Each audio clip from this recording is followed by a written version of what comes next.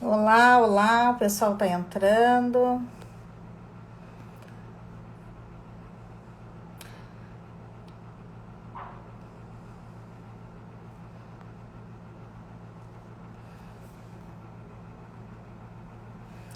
Tô tentando fixar aqui, não tô conseguindo fixar o nosso nome da nossa live. Bom, vai ficar sem fixar. Ainda treinei, não consegui, né? Bem-vindos, já temos 19 pessoas, já vamos esperar um pouquinho, o Bill já também tá por aqui. Já vamos atualizar. Gostaria de dar as boas-vindas para todos que estão chegando.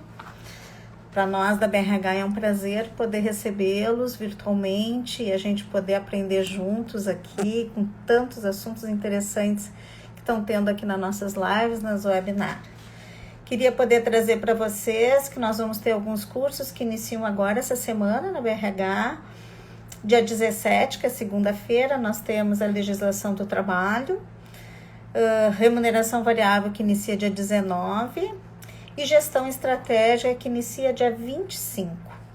Todos online, nós temos vários cursos que estão acontecendo nessa modalidade, que nos absorve todo o Brasil, e isso é muito bom para nós, porque a gente tem colegas do Rio, colegas do Mato Grosso, colegas de Piauí, é muito legal a gente poder ver essa abertura de estados e de conhecimento, onde a gente pode poder buscar muitas outras informações com outras pessoas de outros lugares. Então é um prazer ter vocês todos aqui. Vamos ver se eu consigo agora fixar. Não estou conseguindo. Peraí, vamos ver agora. Não. Deixa eu botar o nome da nossa live aqui, né?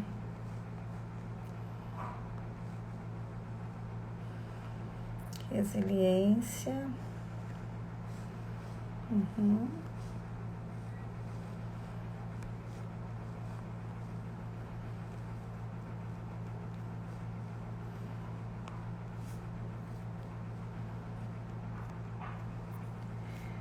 Ambiguidade.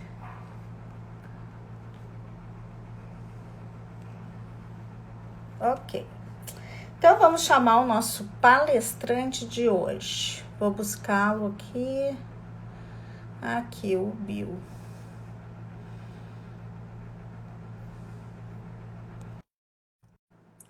Vamos lá. Aguardando o Bill chegar. Muitos corações aqui, Bill. Boa tarde. Olá, Cris, como vai? Tudo bem e Tudo você? jóia? Como é que tá? Muitos corações aqui para ti. Sinal que tem muita gente. Já estamos com 35 aqui. Muitos Uau, fãs teus aqui na uau, tela. que bom, coisa boa. Muitos corações de volta também. Então tá. Bill, e eu vou apresentar então. Bill, muito prazer em poder te ter aqui na BRH, mesmo na telinha, a gente saber que a gente pode contar contigo e contar com o teu conhecimento. Para nós é um prazer mesmo poder contar com a tua companhia nessa tarde. O Bill, então, Bill Moraes, ele é vice-presidente da Funk Cover, né? Tem 20 anos de experiência em várias empresas públicas e privadas, e ele é coautor do livro Quatro Disciplinas da Execução.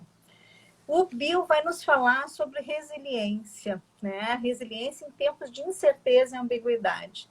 Essa palavra, né, Bill, incerteza e ambiguidade, são palavras que nós já falávamos muito nos referindo à transformação digital, né? A gente sempre falou do ambiente VUCA, da importância da ambiguidade, da importância da incerteza, a gente como vai lidar com isso. Mas eu acho que a gente nunca imaginou que nós estaríamos usando essas palavras nesse ambiente de pandemia, onde a gente está vivendo na pele cada incerteza, em cenários diferentes.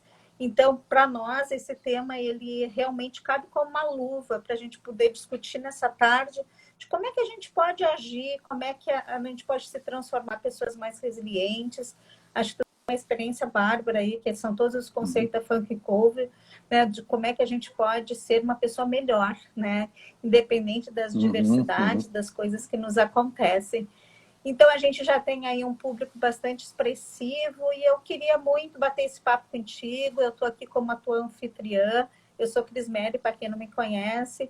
Eu estou assumindo atualmente a presidência da BRH na gestão 29, de 19 a 21. E, nesse momento, eu sou a tua anfitriã, né? Que estou te recebendo na casa da BRH para a gente poder bater esse papo sobre esse tema tão precioso no mundo atual, em especial em época de pandemia. Então, a tela é toda tua. Uau, eu vou obrigado. poder gerenciando aí as perguntas que vocês podem se sentir à vontade de fazendo. Eu vou gerenciando aqui e vou passando para o Bill, então. Fantástico. Contigo, Bill. Fantástico, Cris Meri. Obrigado mais uma vez e uma honra estar com todos vocês. Que, Cris Meri, acho que eu nem... Não, minto, nós já falamos sobre isso, que há 14 anos atrás eu estava morando em Porto Alegre, lá na Zona Sul, né? Lá na Tristeza, estava né, um ótimo local para morar, cuidar de família, filhos, etc. Então, um imenso abraço aí a todos, né?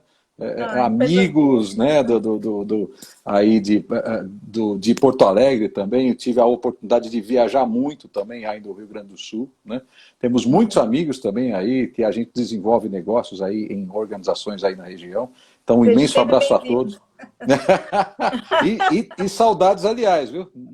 Muitas saudades, né? Antes de pandemia, eu tinha 130, 160 mil milhas por ano de viagem, né? Hoje eu tô muito menos do que isso, né? Mas não vai sim. Outras não, mas essa vai voltar. Vamos voltar sim, sem dúvida. Olha, Cris Meri e todos, né? Bom, eu comecei a trabalhar com 5 anos de idade, lógico, né? Foi há 20 anos atrás, né? Que você tinha citado a minha biografia, né? Que quando eu comecei, agora, aliás, até agora fazendo, só que é entre nós aqui, Cris Meri, não fala para ninguém, tá? É só entre nós aqui. Mas 31 anos que eu comecei essa jornada, né? Primeiro como cliente da Franklin Covey e agora um dos responsáveis pela Franklin Covey daqui no Brasil, né? Então, uma honra estar com todos vocês para dizer assim, a minha primeira formação, Cris Meri, é ciências da computação.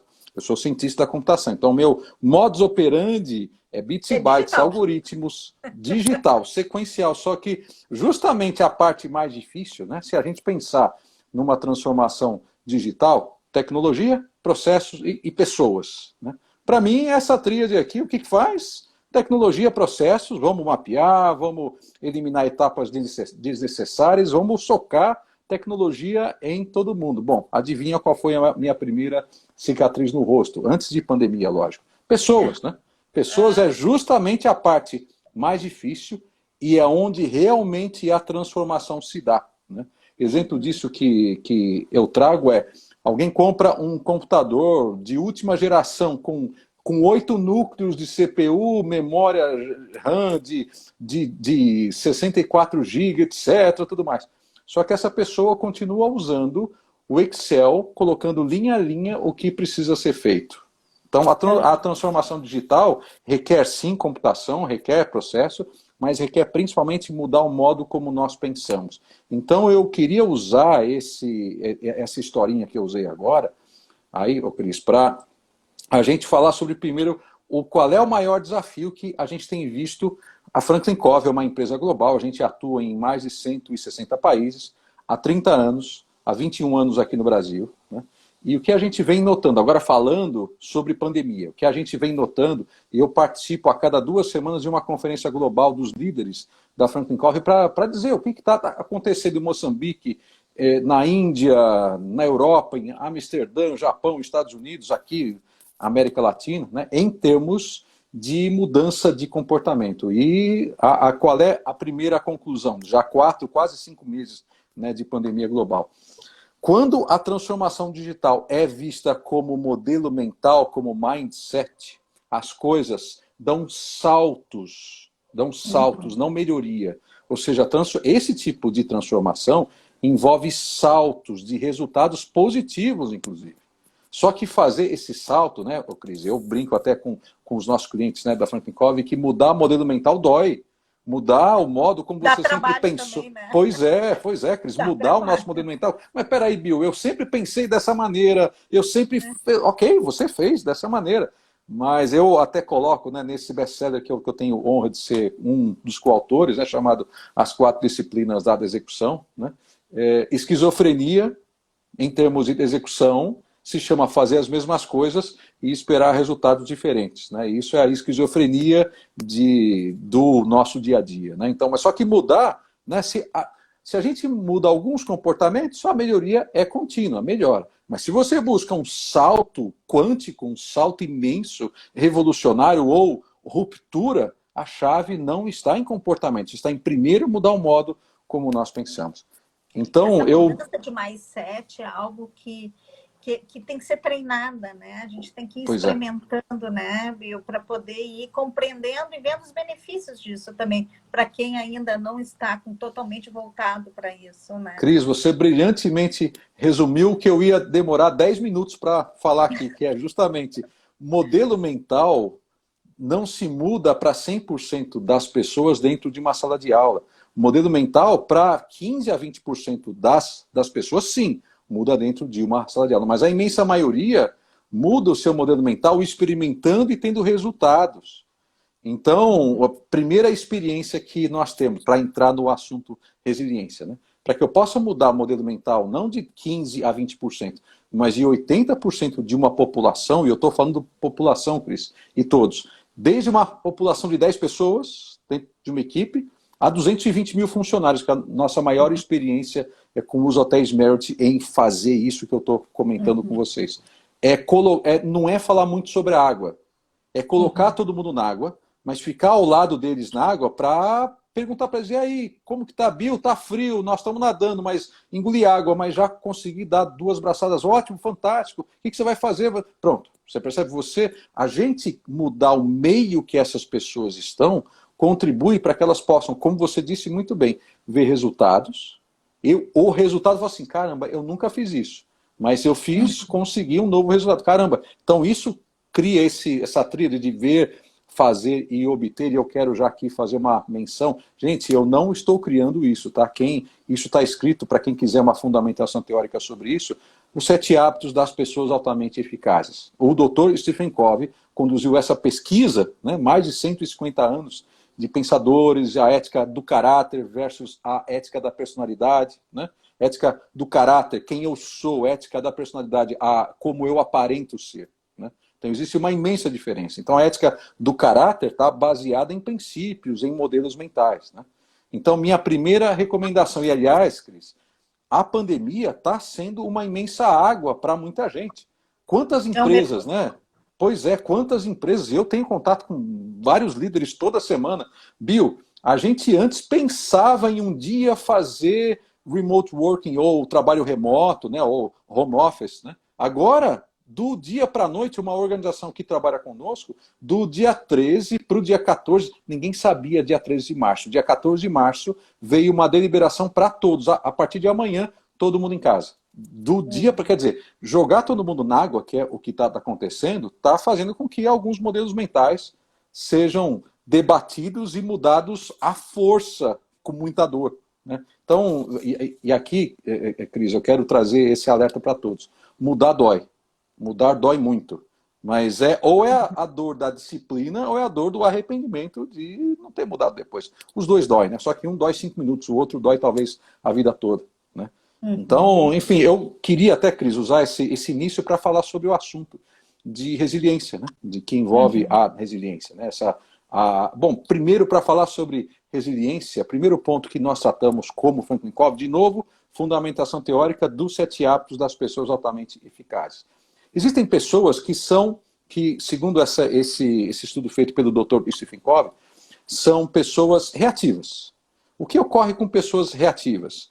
No contínuo da maturidade humana, o nível mais baixo é o nível da dependência. O nível médio é o nível da independência e o nível mais alto de maturidade humana é a interdependência. O que ocorre com pessoas reativas?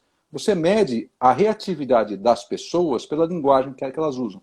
eu não sou responsável pelos resultados que ocorrem comigo. Ah, se o governo fizesse dessa maneira, ah, se a minha mãe tivesse feito isso comigo, A, B ou C, ou seja, eu não controlo a minha vida. Eu sou refém das escolhas de outras pessoas. Isso nós chamamos de reatividade. Então, primeiro ponto para que eu possa alcançar a resiliência é assumir a proatividade, que com base em um princípio, o princípio da responsabilidade, o princípio da escolha. Eu, em última instância, sou o responsável pelos resultados da minha vida. Eu não sou aquilo que acontece comigo, eu sou aquilo que eu escolho fazer com aquilo que acontece comigo. Isso, primeiro princípio, o princípio da proatividade, é o princípio da escolha. Eu assumo. Então, um primeiro alerta a todos. Não é possível eu alcançar a resiliência. Bom, aliás, o que é, né? Resiliência, né? É uma característica de alguns materiais ou de organismos vivos que voltam ao seu estado natural, independente das condições externas. Então, algumas plantas ou folhas que você amassa na mão, você abre, elas voltam para o seu estado natural. Porque tem um princípio, tem uma estrutura que dá princípio, que dá essa possibilidade de resiliência, né? de voltar ao seu estado original. Então, eu não posso voltar como ser humano ao meu estado original se eu não assumo a responsabilidade de que felicidade, assim como infelicidade, é uma escolha minha, é uma escolha proativa. Se eu espero que tudo esteja certo para que eu seja feliz, eu nunca vou ser feliz, que parece uma frase bonita, mas é justamente nessa experiência que nós fazemos, por exemplo, com organizações no mundo todo, se eu não consigo alcançar uma resiliência, se antes eu não assumo essa responsabilidade comigo mesmo. Eu sou responsável. Se eu estou onde eu estou, é graças às escolhas que eu fiz, não é aquilo que aconteceu comigo. É que é muito duro, né, Bill? A gente muitas vezes perceber que, de repente, aquilo que está acontecendo contigo também é fruto do que tu deixou acontecer. Né? Pois é. Ou que tu escolheu acontecer. Então, é muito duro isso, né? Não, aliás, existe um outro autor, chamado Tejon, que é um autor brasileiro, né, que fala que é o beijo na realidade fria. Você beija ela e você percebe que, puxa, caramba, como dói pensar dessa maneira, mas é confrontar a realidade, né? Falar assim, pô, ok, então, ponto um, assumir. Eu comento assim que digo, projete que a tela é grande, né? Projeta a culpa no outro, porque a tela é enorme. Pois é. Pode projetar pois é. Lá, né? Totalmente, Cris. Então, é fácil, é mais cômodo, mas o que isso traz ao mesmo tempo para nós? É mais cômodo, mas isso é letárgico, isso dá qual sensação? Eu não estou no controle da minha vida, a minha vida vai onde ela me levar, até tema de música, né, da MPB. Né?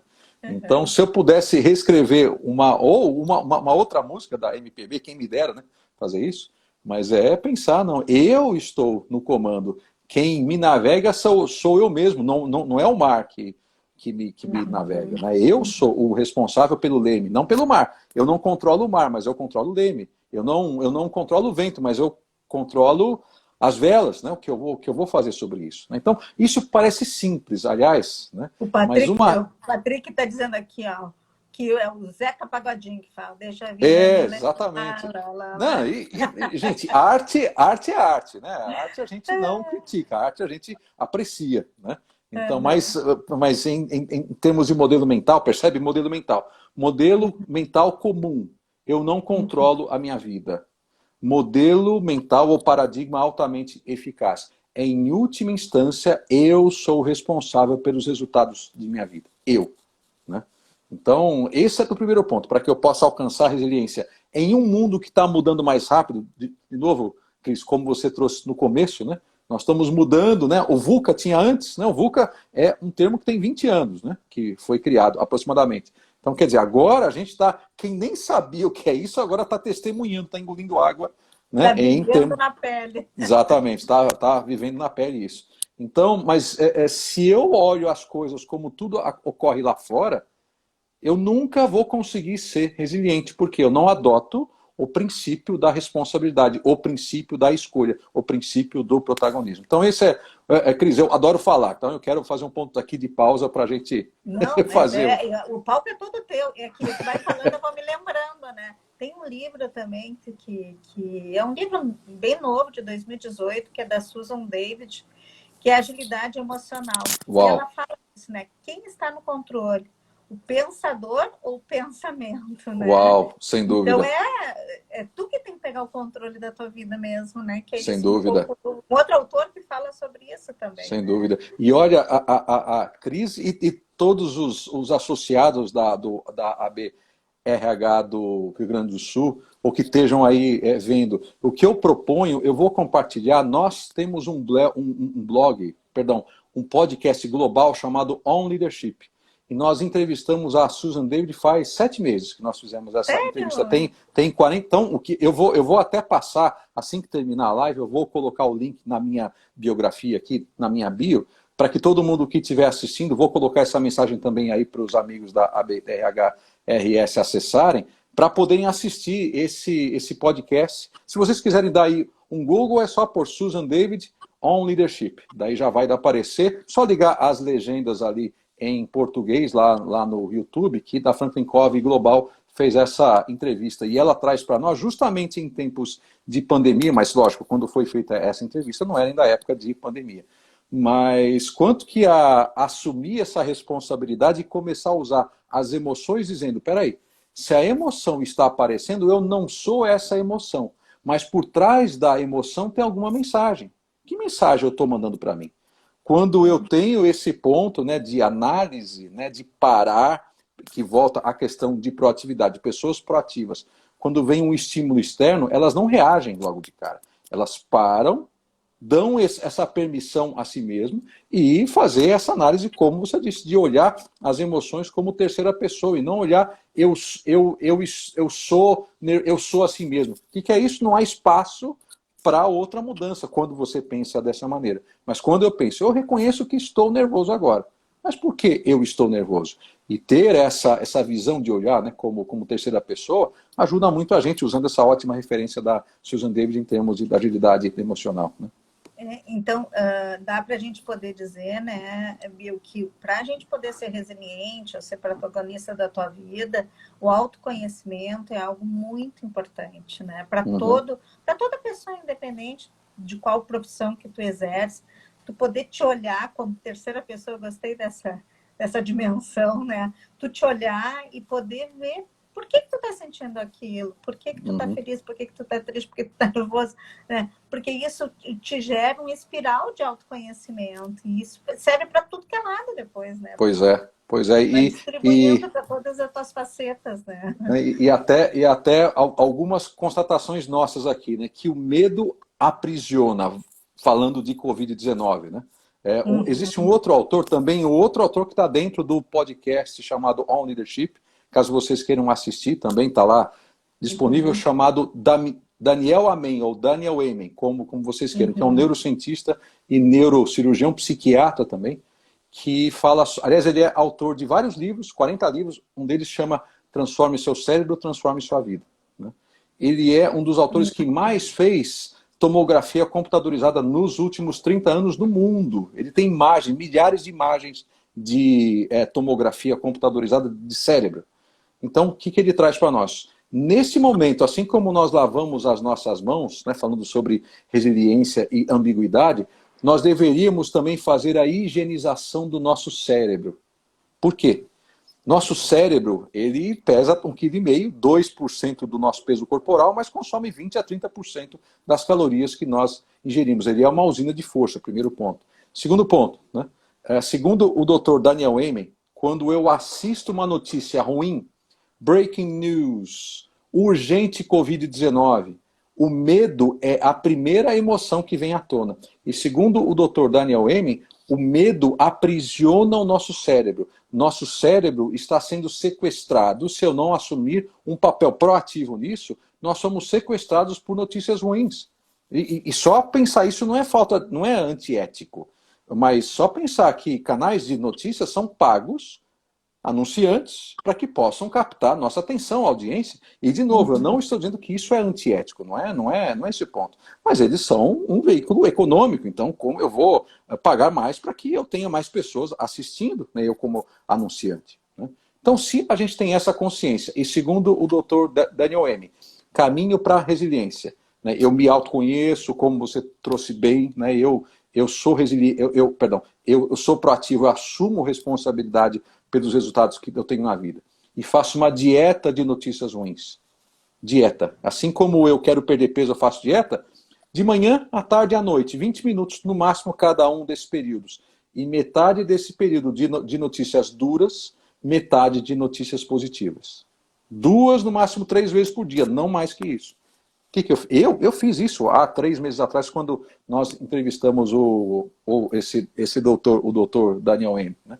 Eu comecei a ter, o meu círculo de influência no meu dia a dia começou a aumentar graças a isso. Por quê? Quando o medo, nós respondemos primeiro, como eu disse, ao medo. É a emoção a qual o nosso cérebro responde antes de qualquer outra emoção. Então, a gente está sendo sequestrado pelo medo.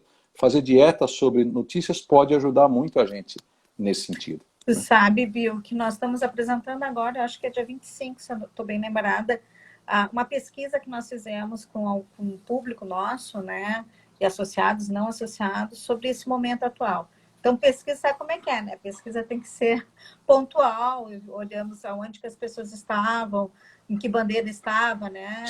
A laranja, a vermelha. E medo foi um percentual bastante alto na nossa pesquisa, porque, querendo ou não, esse medo se mantém ainda, por mais que a gente já esteja adaptado ao nosso cenário, ele se mantém ainda muito ativo, né? Então, a pesquisa vai mostrar um pouco sobre isso, quais são os efeitos que está tendo a pandemia e home office. Tem uma série de outros itens que aparecem na pesquisa. E a gente percebe quando as pessoas estão com... Qual é o vocabulário que elas usam, porque daí tudo isso refere, né? O repertório dela está ancorado no medo ou na insegurança, né? Olha, e Cris, isso até me faz lembrar, voltando para a questão de proatividade, quando a gente pode mudar o nosso modelo mental, como você disse, por prática e resultados. Uma prática se chama linguagem proativa. Pessoas proativas mudam a sua linguagem. Ao invés, prática reativa, uma linguagem reativa, eu não posso fazer nada sobre isso, ou eu tenho que fazer alguma coisa, eu sou obrigado a fazer alguma coisa. Isso é uma linguagem reativa. O que seria uma linguagem proativa? Eu escolho fazer. Ou perguntar a si mesmo. Se você escolheu, aliás, a meta mais comum, exemplo, se você tem alguém aqui, isso é só um caso teórico, lógico, mas a meta mais comum que as pessoas criam para si próprias em janeiro no mundo todo, qual é? É geralmente perder peso, faz sentido? A maioria das pessoas assume... Eu me identifiquei completamente com esse exemplo. E daí, se a gente usa uma linguagem do tipo, eu tenho que perder peso, o que é isso? Eu não queria perder peso, eu odeio, eu adoro fazer alguma coisa, mas eu sou obrigado, etc. Isso que está por trás do eu tenho. Quando eu troco isso por eu escolho perder peso, o que ocorre? O meu cérebro reconhece, peraí, o Bill é protagonista, a Cris é protagonista, ela escolheu fazer isso, amém, vamos fazer isso então. Né? Então percebe? Simplesmente mudar a linguagem e, no momento de medo, de angústia, essa é outra dica do próprio Dr. Daniel Amen. Né? Quando você estiver angustiado, com medo, pegar um pedaço de papel, escrever a sua preocupação. O Dr. Daniel Amen chama isso de PNA, Pensamentos Negativos Automáticos. Ele traz para nós que a gente deveria ser ensinado no ensino médio que não deveria acreditar em todo pensamento idiota que nós temos. A gente deveria ser ensinado isso. Então, quando você tiver algum pensamento, meu Deus, eu vou morrer. Sim, todos nós vamos morrer. Né? Então, isso a gente só não sabe como. Quando, né? Mas quando você tiver um pensamento, meu Deus, Covid, o mundo vai acabar. Meu Deus. Escreva o seu pensamento, escreva ele num pedaço de papel. E ponto 2, leia esse pensamento fazendo a seguinte pergunta: esse meu pensamento é um fato? Isso é real ou não? O simples fato de fazer isso... Muitos aqui para tua fala. Fantástico, fantástico. Olha, gente, eu digo porque eu tenho cicatriz também no rosto. Eu, quando estou preocupado, né? Peraí, eu estou preocupado. Bacana, Anoto isso. Anoto. E segundo o próprio Continua, Daniel tá Emen. muito bom, é isso aí. Não, ótimo, ótimo, Cris, obrigado. E quando você vai dormir, pensando em milhão de coisas, em um milhão de coisas, escreva isso. Escreva. Quando você escreve, faz com que a gente deixe de usar, segundo o próprio doutor Daniel Emen, a parte mais antiga do nosso cérebro, amígdala, perdão, né, o cérebro reptiliano. Eu chamo de cérebro Roberto Carlos, né, porque aqui estão as nossas emoções. Né? Então, é a parte mais antiga do nosso... Quando a gente tem Também medo... corações, deve ser para o Roberto Carlos. Também para ele, para o Whey. Então, quando a gente tem medo, pronto, é o cérebro mais rápido que atua em nós. É a parte mais antiga do nosso cérebro. Então, não dá para separar a emoção de razão. Não dá para se fazer isso. Eu pensava que dava, né? Mas não dá. Agora vem a parte boa. Quando você escreve, o seu córtex pré-frontal interpreta isso quando você lê, ou seja, você começa a usar o CEO do seu cérebro, segundo o próprio Dr. Daniel Amen, para tratar aquela preocupação de maneira lógica, racional, deliberada, como análise, e não somente como emoção. Então, a recomendação prática para todos, para como eu trato ambiguidade. Ambiguidade, né? O que é uma ambiguidade? Há empresas fechando e há empresas crescendo mais de 200% ao mês. Isso é ambiguidade, uma das muitas, né, ambiguidades. Né? Nós temos pessoas que estão passando por desafios financeiros gravíssimos e temos outras que, em alguns momentos da vida, fizeram algumas escolhas que estão prosperando. Por exemplo, um ex-funcionário da Franklin Covey, que trabalhava conosco, ele era recepcionista. Isso aconteceu faz 2 anos. O que ele falou? Ele falou assim, olha, Bill, eu adoro a empresa, mas eu estou saindo porque eu tenho um sonho. Eu quero desenvolver sistemas. Olha só, ele assumiu e falou, puxa, fantástico, você, como ótimo funcionário, você vai fazer falta, mas vá até o seu sonho, não deixe. O que está agora acontecendo? Né? No meio de Covid-19, ele está trabalhando muito, assim como todos nós, está trabalhando bastante. Prosperar em meio à incerteza, ambiguidade toda. Né? Okay? Oi, Cris, você está me ouvindo? E todo mundo que está aí, por favor, se vocês puderem dar feedback aí pelo...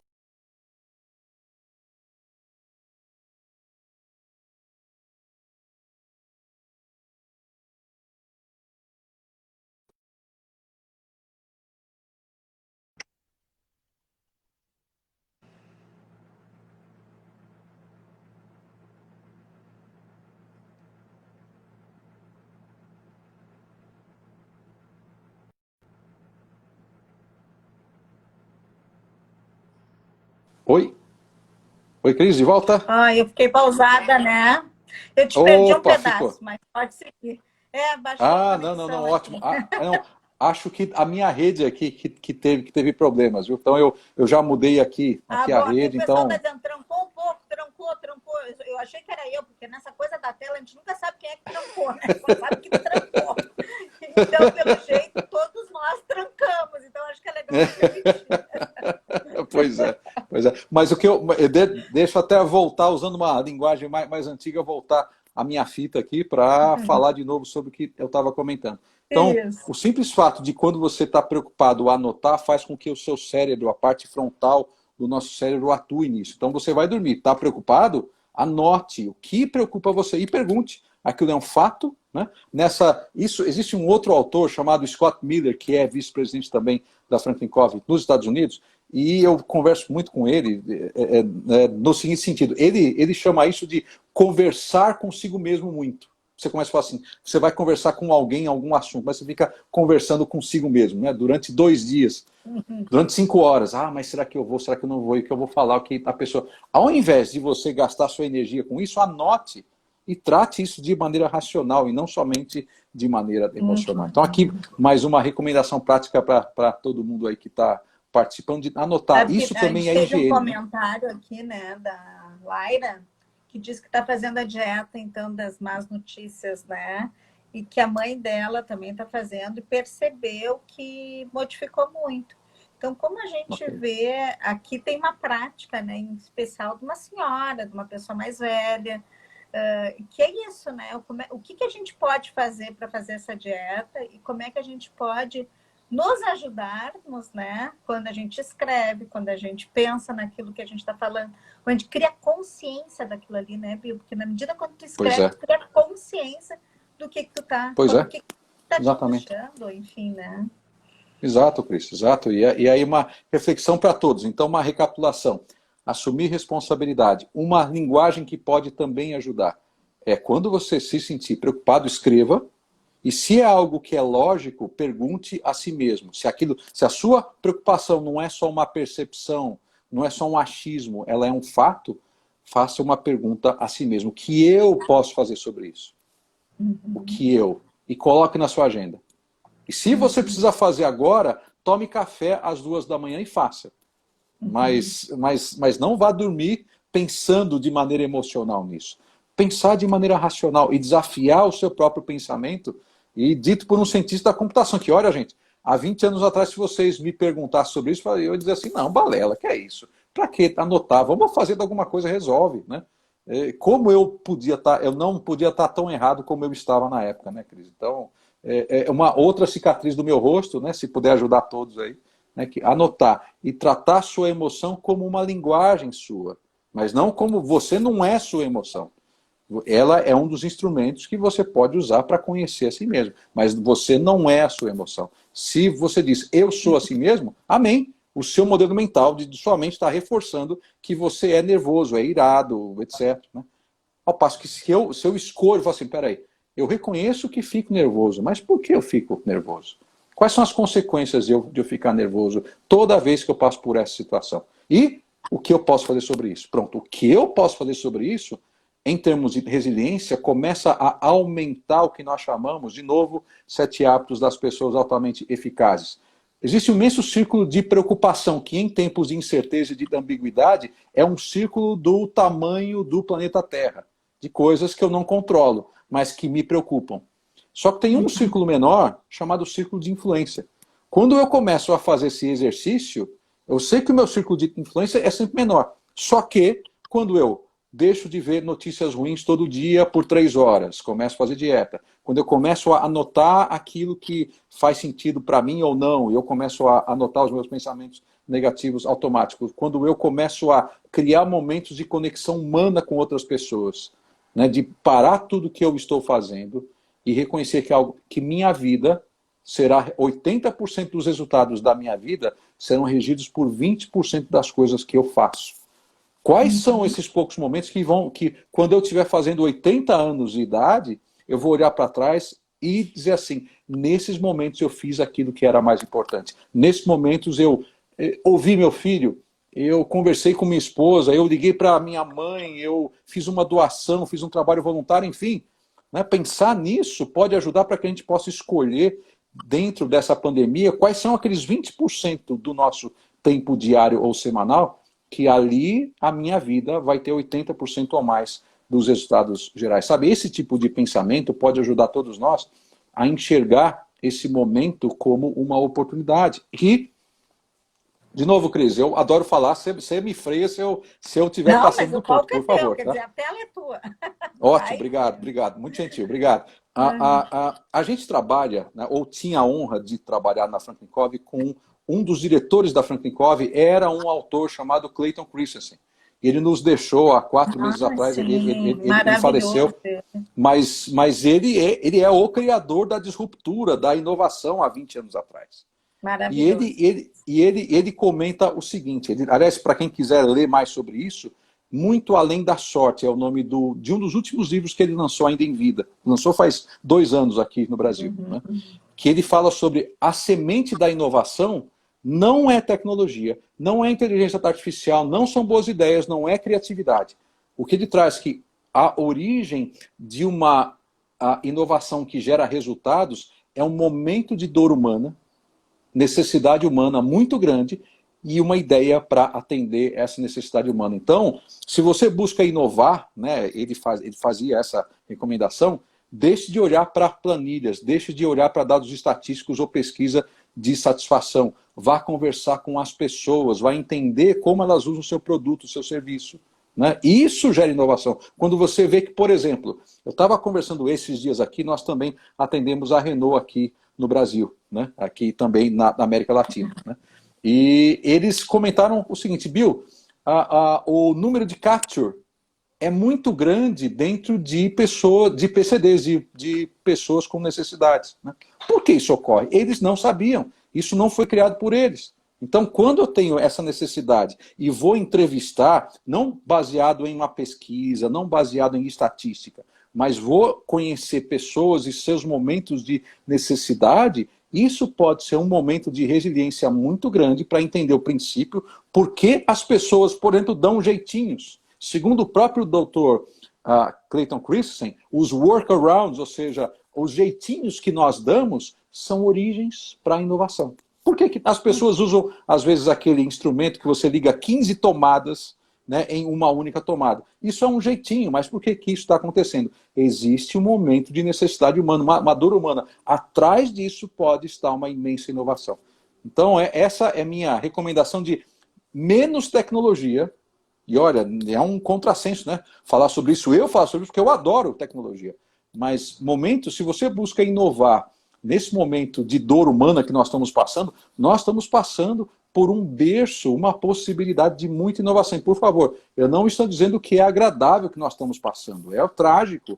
Mais de 100 mil pessoas, mais de 100 mil aqui no Brasil, perdendo vida, enfim, tudo mais. Isso é um marco triste, tristíssimo, né? Mas como eu posso usar isso? Qual o momento de dor humana? O que eu posso fazer sobre isso? Um misto de proatividade com sensibilidade às necessidades da outra pessoa.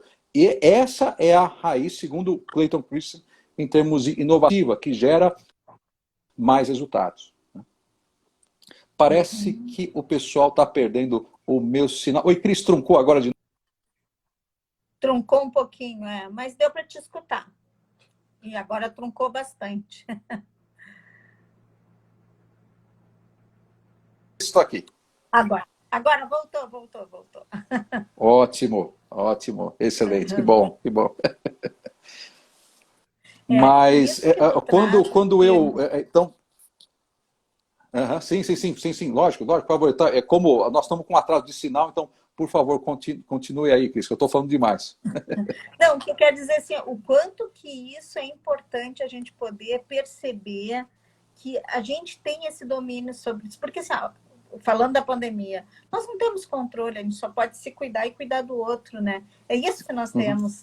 Então, o olhar que tu vê frente a isso, tu pode optar. Ou ficar completamente desesperançoso, né? Ou tu pode encontrar novos formatos, encontrar tuas oportunidades dentro desse cenário e enxergar a pandemia num outro olhar, né? E a gente sabe que para muitas pessoas isso é bem difícil, que tem a ver com a sua história de vida, que tem a ver com outros aspectos, né? Mas o quanto que a gente tem que se esforçar para poder ver oportunidade em cenários incertos e ambíguos, né? Que é o que a gente está falando aqui. E olha, você sabe que tem... De novo, esse é um assunto que a gente pode ficar aqui durante 18 horas falando, né? Porque tem muita experiência, eu tenho experiência, a Franklin tem experiência. Um assunto que vem também ao encontro de proatividade e de resiliência é nós podemos realizar coisas extraordinárias.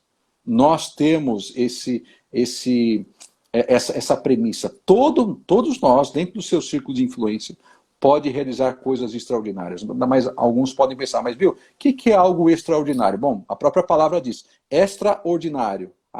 O ordinário comum, extraordinário fora do comum, né? Para alguns pode ser uma declaração de independência de um país, né, ou algo grandioso. Para outros pode ser dar mais atenção para o seu filho durante mais de 1 hora por dia, talvez. Pode ser algo fora do comum, né? Então, algo que pode ajudar a gente dentro desse processo de resiliência é buscar o extraordinário. Nunca se conformar com aquilo que é comum.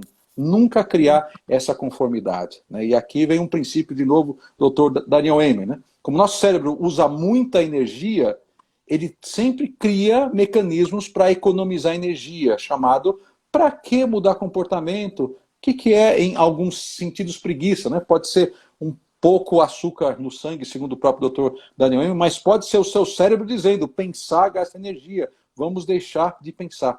Mas quando eu assumo um papel proativo, peraí, eu sou o responsável pelos resultados que eu tenho na minha vida e eu não estou satisfeito com essa situação. O que eu posso fazer sobre isso? Pronto. Isso daqui cria um mecanismo, o nosso cérebro, ele responde. Você dita, ele responde. Bom, se você não está conformado, o que nós podemos fazer? Daí ele vai criando mapas, novos paradigmas para que você possa sair dessa situação. Né? Uhum. A gente tem aqui um comentário da Luciane que diz que a resiliência foi o que mudou a minha vida, juntamente com a receptividade. E tem também a Letícia perguntando se vai ficar gravado. Vai, Letícia, ficará gravado lá no Instagram. Né? Acho que essa palavra resiliência, nesse momento, é uma palavra muito usada, né? E muito necessária. E talvez as pessoas imaginem que resiliência é só a reciprocidade, ela disse, né? Que era juntamente com a reciprocidade.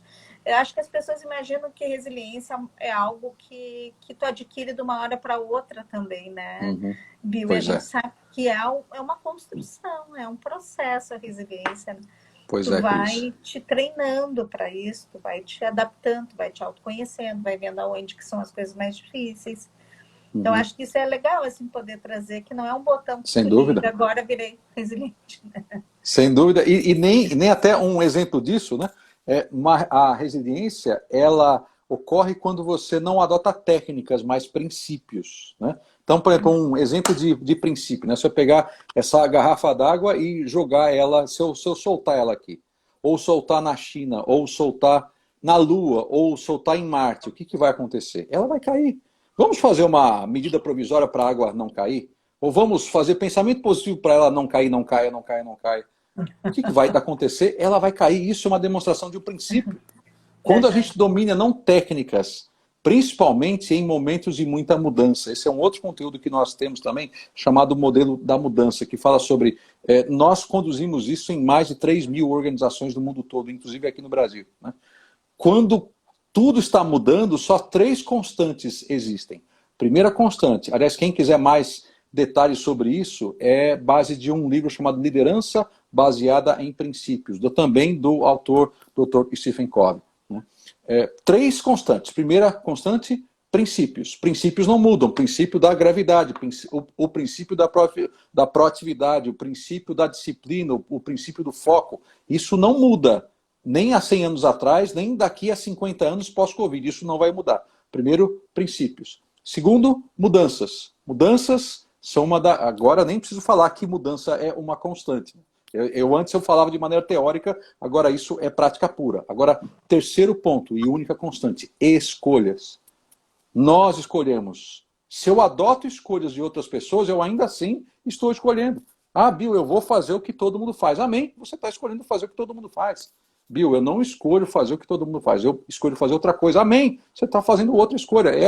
Esse é uma das 3 únicas constantes, principalmente em pontos de mudança. Então, o que eu quero recomendar de maneira prática, para que eu possa ter resiliência, onde está a nossa resiliência?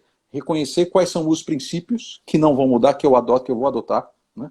Não técnicas, mas princípios. Por exemplo, princípio, se eu pegar um prédio ou uma pessoa, colocar nele sustentação, empuxo, arrasto e peso, essa coisa voa. Isso se chama princípios para fazer um avião decolar. São 4 princípios: sustentação, empuxo, arrasto e peso. O que ocorre com um piloto que não domina esses 4 princípios? Se um computador pifar dentro de um avião que tem 40 computadores, ele não vai conseguir sobreviver.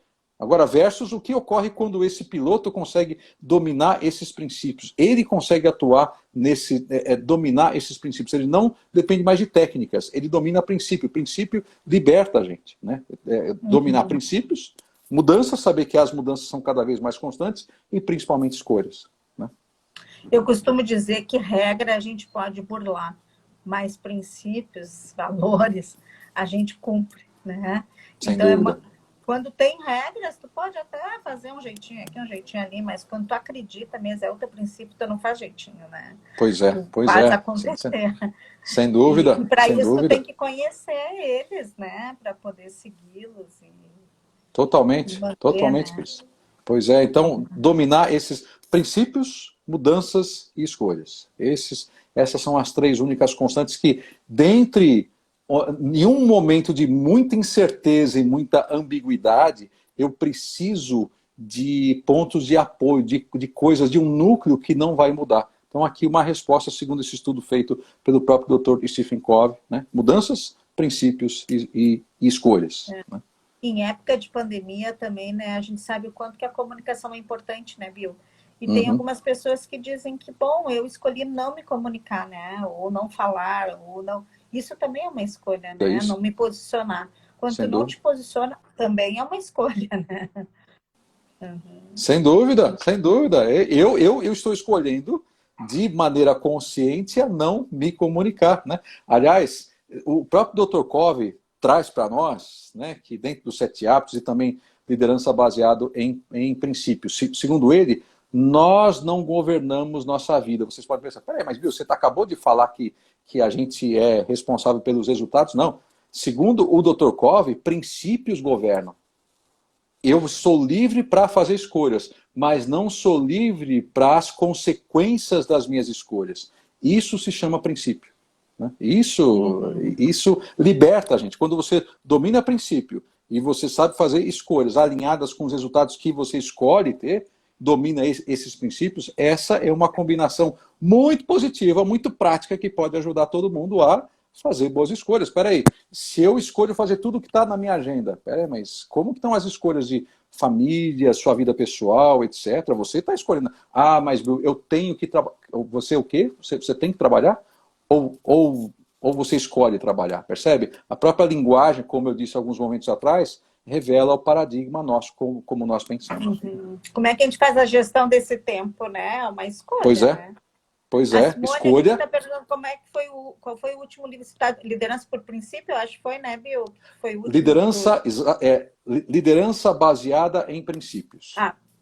Baseado em princípios. Okay. Né? Exatamente. Agora, existe um outro conteúdo, esse mais novo, que a gente começou. Aliás, nós lançamos isso ontem, que fala sobre ambiguidade. Ontem mesmo, dia 11 de agosto. Chamado Multiplicadores. Agora uma dica se você lida com outras pessoas. Uma autora chamada Liz Wiseman, ela foi durante 16 anos, ela foi gestora da Universidade Corporativa da Oracle.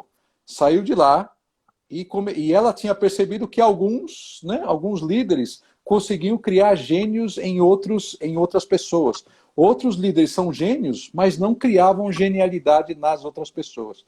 Então, se você é líder em um ambiente de muita ambiguidade e muita incerteza, quando você tem comportamentos que criam genialidade nas outras pessoas, você geralmente consegue ampliar e multiplicar a sua inteligência com outras pessoas.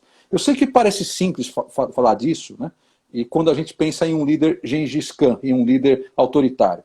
Mas o que ela notou é que alguns líderes, se você perguntar sobre aquela pessoa, ela fala assim, não, aquele líder é fantástico, né? O Bill é fantástico. Só que quando eu falo, as pessoas ficam quietas. Por quê? É o que ela chama de líderes diminuidores acidentais. Eu não sei o que eu estou fazendo. E as pessoas, mas um comportamento meu que é positivo, mas no extremo, pode fazer com que eu diminua a inteligência das outras pessoas. Então, em ambiente de ambiguidade e incerteza, a única certeza que nós temos como líder é que nós não temos todas as respostas. Então, se eu consigo desenvolver, eu vou dar um desses perfis que ela traz para nós. Eu, por exemplo, eu tenho um perfil nesse assessment que eu fiz dentro do Diminisher, ou dos diminuidores, eu sou um pacemaker, eu sou um marca-passo, eu, Bill. Bom, eu sou suspeito para falar sobre isso. Eu escrevi um livro sobre disciplina da execução. Eu adoro fazer as coisas no prazo, eu adoro isso. Só que o que ocorre? Até um determinado ponto, isso gera inteligência. Quando eu passo de um ponto ideal, eu começo a dissipar a energia da minha equipe, que começa a entrar em exaustão, porque eu estou marcando passo demais com ela.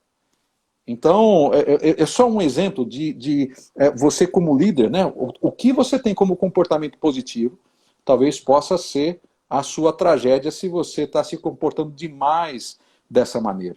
né? Então, é outro alerta em termos Mas de todos são os ambiguidade e de... extremos, né, Bill, né? O que é Sim, aquele remédio pode se transformar no veneno, né? Então, exatamente. claro que talvez para organizar a tua equipe, esse jeito passo a passo é bem importante. E depois talvez tenha que liberar para ela seguir adiante.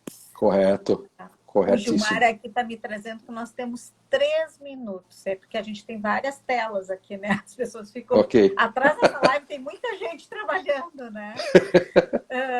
Bill, eu queria usar esses 3 minutos assim que tu pudesse sintetizar, então, porque tem muita gente aqui agradecendo muito, né? Falando o quanto que foi significativo, se vai ficar guardada essa live, enfim. Acho que nós tivemos muitos conteúdos teus, assim, bem práticos do dia a dia, de aplicabilidade, que eu acho que é o que a gente precisa hoje, né? Aplicar aquilo que a gente fala. Sempre precisou, né? Mas hoje o tempo eu acho que está nos exigindo cada vez mais isso. Que tu sintetize rapidamente aí no que tu diz para a gente poder fazer o nosso encerramento e não nos cortarem, porque tu sabe que 1 hora corta, né? Bom, primeiro ponto, Cris, é assumir responsabilidade. Eu sou responsável por minha vida, pelos resultados que eu tenho na vida. Eu assumi uma postura proativa de cuidar do meu cérebro, fazer dieta de notícias ruins, anotar os meus pensamentos negativos automáticos. Eu assumi essa responsabilidade de que se eu busco fazer algo novo, a chave não está em tecnologia, está em sensibilidade, empatia com relação a momentos de dor humana. Né? E o último ponto, e não menos importante, né, que envolve, ainda antes de voltar na liderança, 3 únicas constantes: mudanças, princípios e escolhas. E o que o líder pode fazer como isso não é dar respostas, mas é aumentar a inteligência das pessoas com comportamento que multiplica, faz com que elas sejam gênios. Eu sou gênio ou sou um criador de gênios? Essa é a grande pergunta, principalmente em meio à pandemia. Né? Perfeito. Eu quero dizer que foi para nós da BRH, foi maravilhoso te escolher, né? Se posicionar e te escolher para passar essa tarde aqui contigo. Foi muito Puxa, bom. uau. Acho que fizeste coisas maravilhosas. Eu tenho certeza que nosso público aí, de 55 pessoas que circularam aqui, também tem essa noção que foi maravilhosa essa escolha, ocupar essa 1 hora do nosso dia, que tempo é uma coisa que não volta mais para a gente, que a gente escolhe também, né? Passar aí contigo. Bill, muito, muito obrigada aí por todas as tuas palavras, por tu dividir a tua sabedoria, teus insights, e obrigada pelo nosso público que nos acompanhou, e sempre estejam conosco, compartilhando aí reflexões, ideias, né? Obrigada a Denise também, que fez essa ponte com o Bill, da Frank Cove, que representa também a Frank Cove aqui no Sul, né? Então, vamos para a próxima live. Acho que nós vamos ter que fazer outra, Bill. Nós temos muitos pontos aí pendentes aí. Vai ser uma imensa honra. Um abraço a todos que estão participando, que fizeram isso acontecer, e ansioso por essa nova oportunidade. Tá. Muito obrigado. Ó, todo mundo dizendo que pena, acabou. Gente, vamos ter que fazer próxima. Bill, obrigada por tudo, obrigada, Beijo. pessoal. Tá? Obrigado a todos. Grandeza, gente. Valeu. Valeu.